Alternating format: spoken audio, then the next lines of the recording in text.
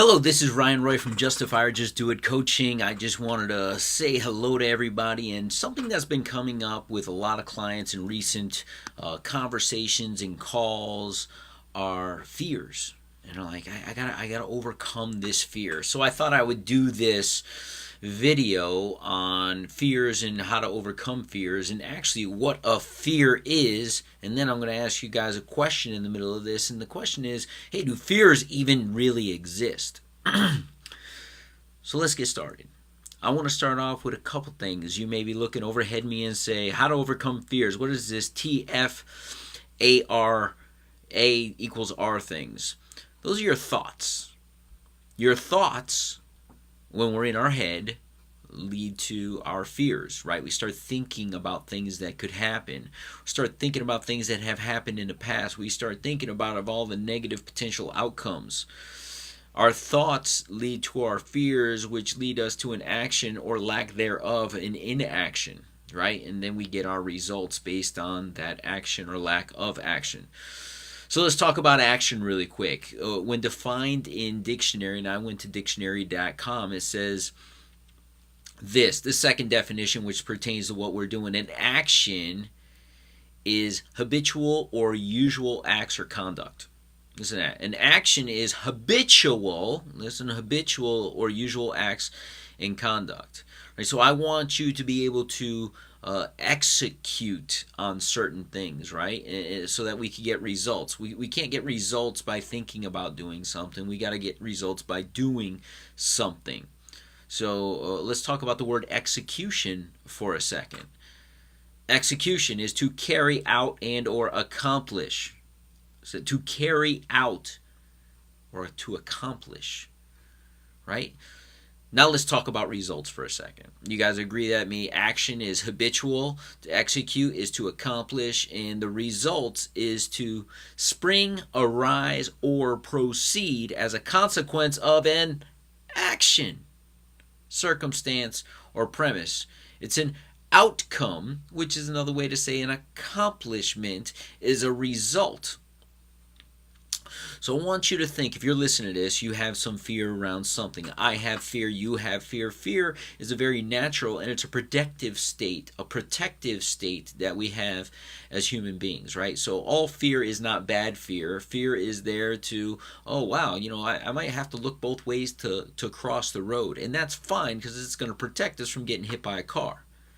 The problem arises is when we stand at that road, we look to the left, we look to the right, and we start thinking, I'm not crossing the road. There's no cars coming. But what if one comes and I don't see it? You know what? I'm not going to cross this road. It's not safe. When it's perfectly safe to do so. When our fears overcome us so much that we can't take an action, that's when it becomes a problem. When you think of people who are in states of depression, so people who suffer from anxiety, they end up in a state of not being able to move. Their fears have overcome them so much they just can't move. Often you'll find those people in bed. Often you'll find those people in the couch. Often you'll find those people at home unable to get to work that day. So I want you to think about this thought and this fear that it creates and the action that happens. So the one part of this entire equation, and I have it here on a whiteboard, right? Our thoughts. If we can negate that fear, right? If we can negate that fear, when we have a thought, we take an action, we'll get a result. If we have a thought and we turn that into an action, we'll get a result. And one of my favorite quotes is, done is better than perfect. So, what I'm going to ask you to do is stop thinking. What? How can you stop thinking? Well, I'm going to give you an example. Let's picture this, of how this works. So, picture a building burning down and a mother outside with her child inside of that building. What do you think that mother's going to do? And if we were here live, some of you would say that mother would run right into the building, especially the moms out there. If you're a mom, this so resonates with you. The mom's not sitting there thinking that she's going to get burned, or she's going to get smoke inhalation, or that she could possibly die. All she's thinking is, there's a problem. I don't have time to think about this. Because when I think about things, I start thinking about all the things that could go wrong, and some of those things I just discussed. I'm going to take some action. The thought is, my child may die, and I'm going to take an action. So she runs into that building. She gets her child safely. She comes out, and afterwards she goes, what was I thinking? Oh my goodness, I cannot believe that I just ran into that building. And some people say, you're so courageous. I could never do that, because they're thinking about doing that. See, what's the most important part of that whole scenario? The mother took action and she got a result. Now I'm going to tell you this. Some of you may say, well, what if she died, or what if the child died? A mother dying for their child is probably the ultimate death. If there's a way to go down to protect your child, is probably the way a mom would want to go. But the most important part is she took action. And that action yielded a result. And the result could have been catastrophic. But if she would have died, and or the baby would have died, she would have died trying. You ever heard that expression? I'm going to die trying to do this. But I tell you what, the guilt and resentment that she would have had she stood outside and her child, she would have probably rather died than live with the guilt of not taking the action. And some of you listening to this, there's some areas of your life that you have some guilt. And oh, I should have done this. I could have done that. Stop shoulding all over yourself. Start taking action in life. I can't tell you how many people I talk to and they say, 10 years ago, if I would have. Well, I don't want you to say 10 years from today that I should have about an opportunity that you have today. Let me tell you two of the most dangerous words in the English language. They're the words, what if. They're the two most dangerous words in the English language because people use them in order to not attain their dreams. So now think about it. What are some things, what are some fears that stop you from attaining your goals? And you could answer that. You could pause right now and write down a few if you could. But here's the thing. What if we could eliminate those fears? What if we could just totally get rid of them on a subconscious level? And on a conscious level, start thinking about this differently. I'm going to ask this question. And then I'm going to write the answer down. But I want you to say it out loud to yourself. Please participate. The question is, fear, when you think of the word fear, is it based in the past, in the present, or is it in the future? You're like, come on, just give me the answer. No, I really want you to think about this, because when you think about this for yourself, or you write it down for yourself, and I want you to say the word out, because you're going to recognize, because when I give you the answer, you're going to go, oh, wow, that makes a lot of sense. But right now, I need you to say the word yourself. Is fear based in the past? Is it in the present? Or is it in the future? Now, some people would say that it's definitely in the past. The only reason I have fear around flying is because I was in an airplane one time, and there was massive turbulence, and we had an emergency landing, but it wasn't after a big scare in the air. And I just, that fear is in the past.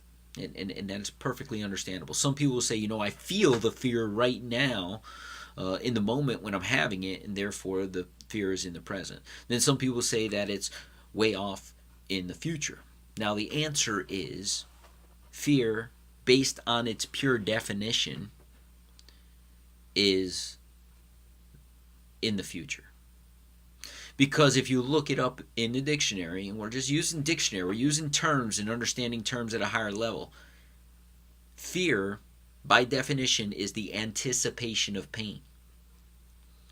And if we're about to anticipate something, we're anticipating something happening in the future.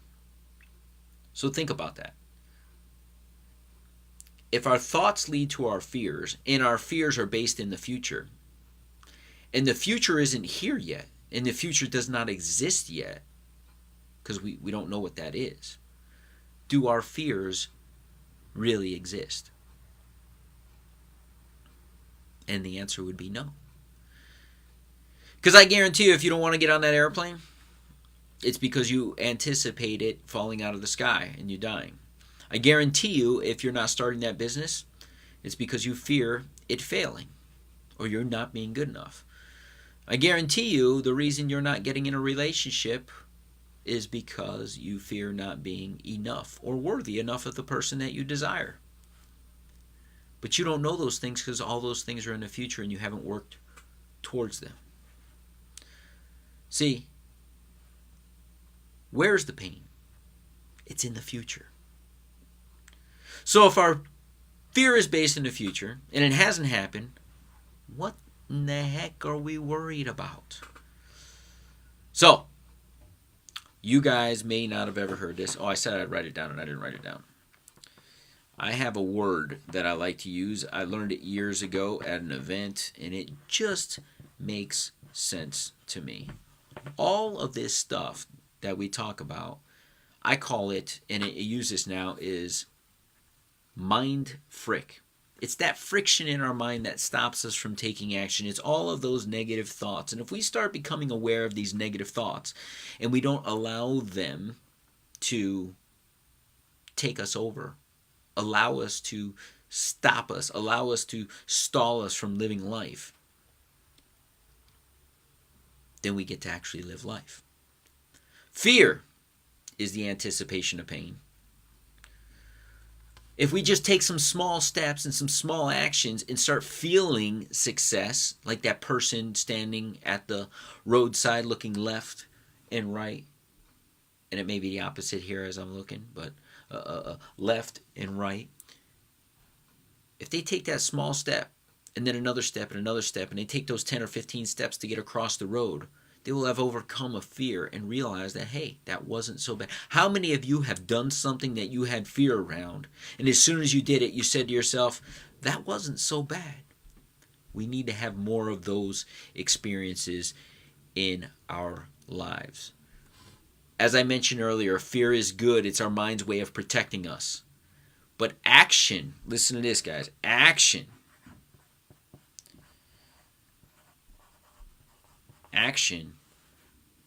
that A, is our power. Action is our ability to do and act. Action, I'm looking at my notes. Action, everyone seems to think an action must be huge in order to quantify it. But the reality of it is, and I worked with somebody several years ago who walked across the country. And he had lots of fears going into this. And at the end of it, most people said, how did you walk across the country? And his response overwhelmingly is, one step at a time. See, those small steps each and every single day turned into, on average, 22 miles a day. Those 22 miles a day over 120 days turned into 2,500 miles across the country. And that looked like one big trip. But it all started with one step each day, one action each day that was repeated over and over and over again, which goes back to that original definition of, I think I got away from this, which goes back to that original definition of action, which is habitual or usual acts. I started talking about briefly, and I'll talk about it again. What if are the two most dangerous words in the English language. What if kills dreams. When I say what if, nothing really good ever comes after what if. Nobody ever says, what if I hit the lottery? Or what if I, what if the plane goes down?